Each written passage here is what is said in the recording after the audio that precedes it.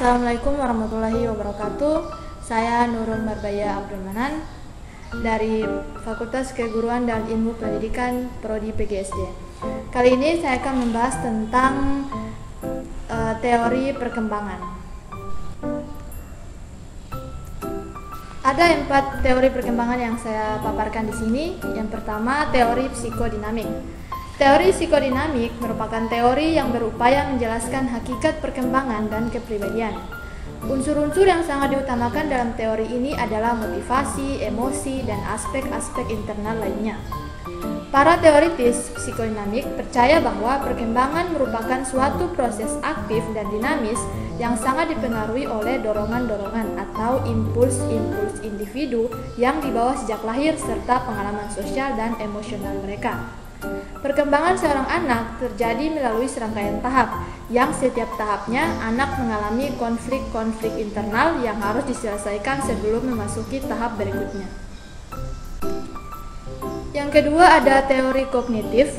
Teori ini digagas oleh Jean Piaget pada tahun 1896 sampai 1980. Yang menyatakan bahwa tahapan berpikir manusia sejalan dengan tahapan umur seseorang. Piaget mencatat bahwa seorang anak berperan aktif dalam memperoleh pengetahuan tentang dunia. Tahap berpikir manusia menurut Piaget bersifat biologis. Ada 4 tahap di sini. Yang pertama, tahap pertama masih berusia balita yaitu 0 sampai 2 tahun. Tahap kedua masuk pada tahap pra-operasional yaitu 2 sampai 7 tahun. Tahap ketiga merupakan tahap operasional konkret yang terjadi di usia 7 sampai 11 tahun. Kemudian tahap keempat terjadi pada tahap operasional formal yaitu pada usia 11 sampai 16. Yang ketiga ada teori kontekstual. Teori kontekstual memandang perkembangan sebagai proses yang terbentuk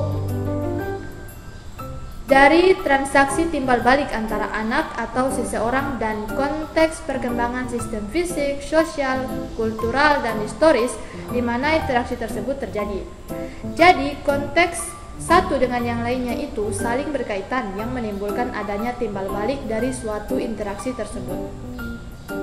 Teori ini memandang bahwa perkembangan psikologi seseorang itu berkembang karena faktor yang terkait dengan intern dari diri orang tersebut, bukan dari faktor eksternal ataupun lingkungan di mana orang tersebut tinggal.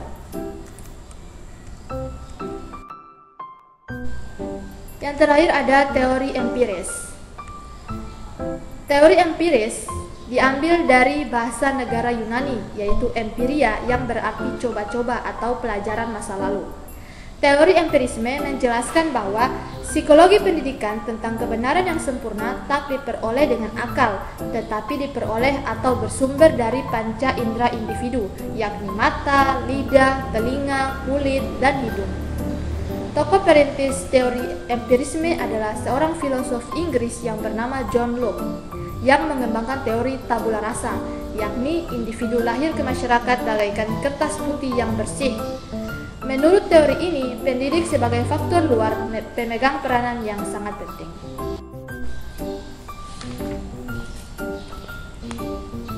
Baik, sekian materi yang saya paparkan. Lebih dan kurangnya saya mohon maaf. Billahi taufiq wal hidayah. Wassalamualaikum warahmatullahi wabarakatuh.